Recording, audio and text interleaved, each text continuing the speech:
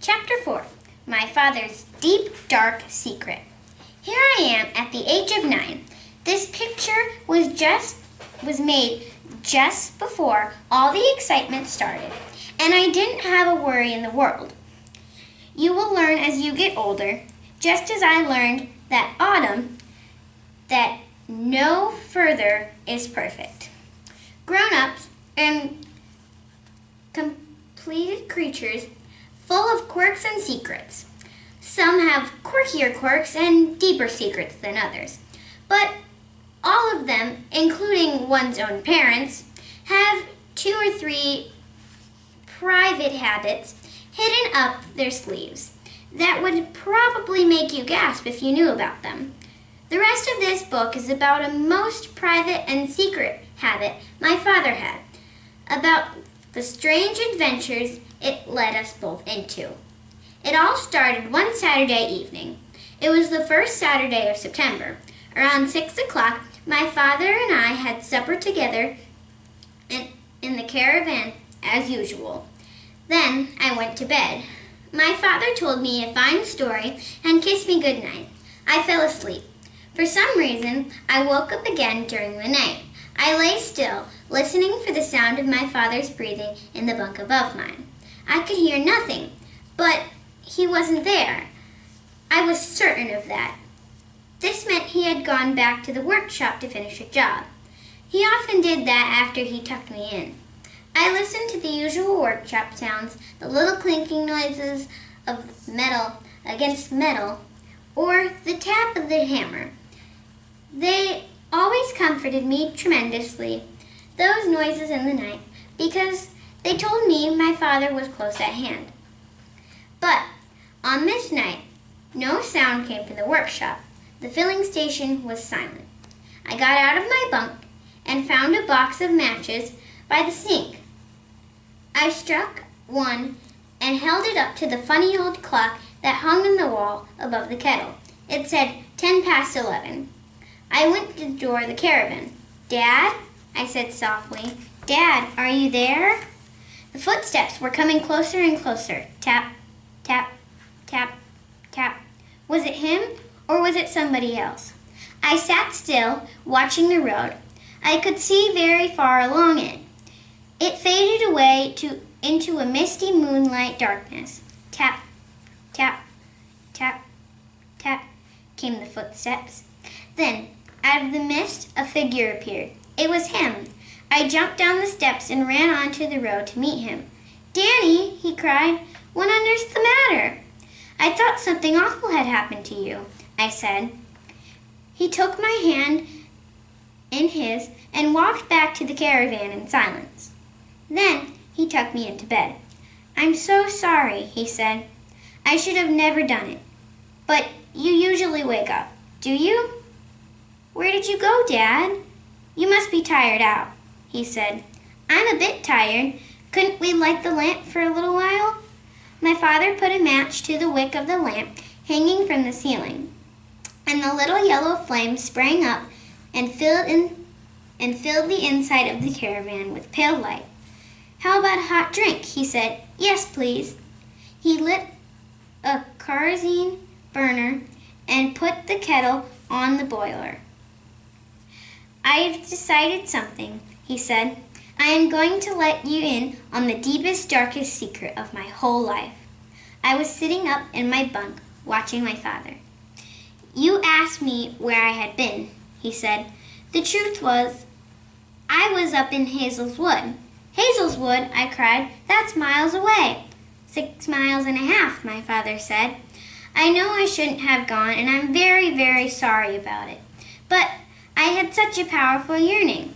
His voice trailed away into nothingness. "But why would you want to go all the way up to Hazel's Wood?" I asked. He spooned cocoa powder and sugar into 2 mugs, doing it very slowly and leveling each spoonful as though he was measuring medicine. Do you know what it meant by poaching?" he asked. "Poaching? Not really, no. It means going up into the woods in the dead of night and coming back with something for the pot. Poachers in other places poach all sorts of different things, but around here, it's always pheasants. You mean stealing them? I said, aghast. We don't look at it that way, my father said. Poaching is an art. A great poacher is a great artist. Is that actually what you were doing up in Hazelwood, Dad? Poaching pheasants? I was practicing the art, he said. The art of poaching. I was shocked. My own father, a thief, this gentle, loving man. I could believe he would go creeping into the woods at night to pinch valuable birds belonging to somebody else. The kelp's boiling, I said. Oh, so it is. He poured me the water into the mugs and brought mine over to me. Then he fetched his own and sat with it at the end of my bunk. Your granddad, he said, my own dad, was a magnificent and splendiferous poacher. It was he who taught me all about it.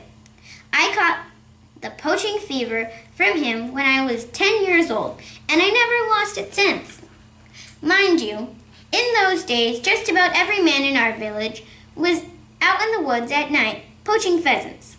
And they did it not only because they loved the sport, but because they needed food for their families.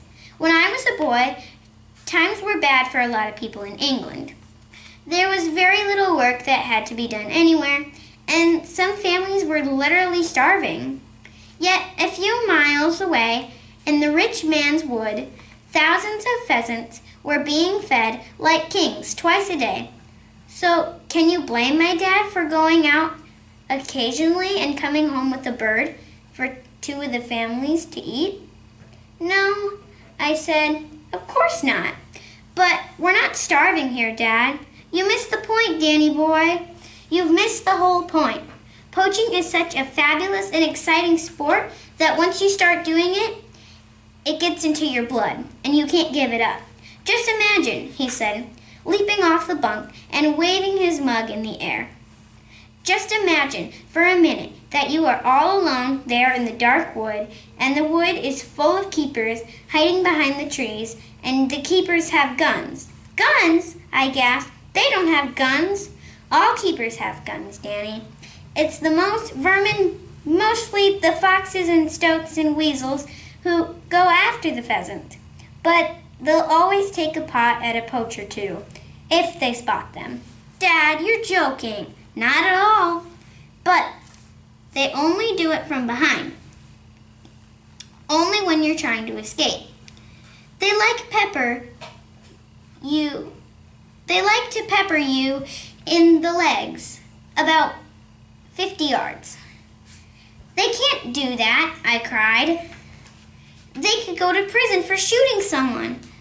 You could go to prison for poaching, my father said. There was a glint and a sparkle in my eyes, now that I had never seen before.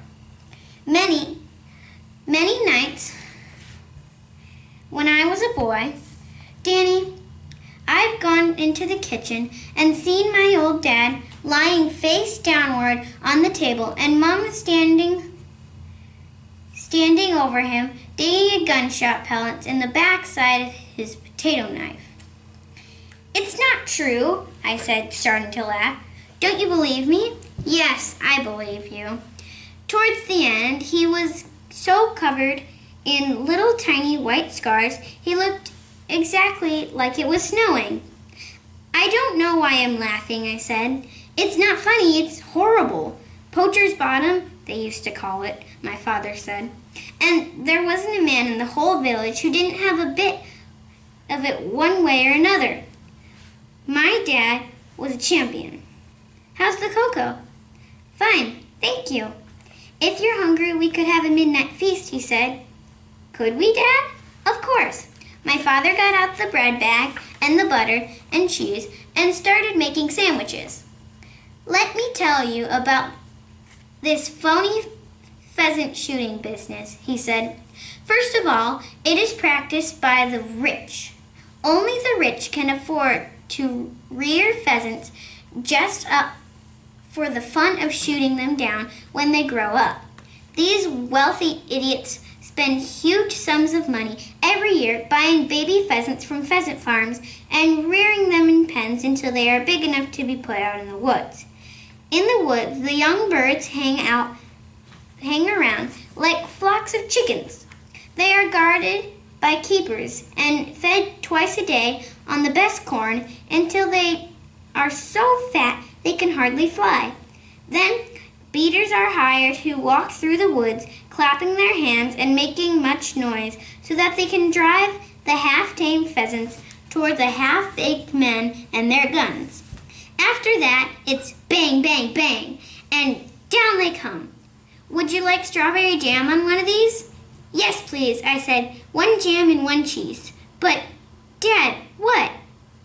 How do you actually catch the pheasants when you're poaching?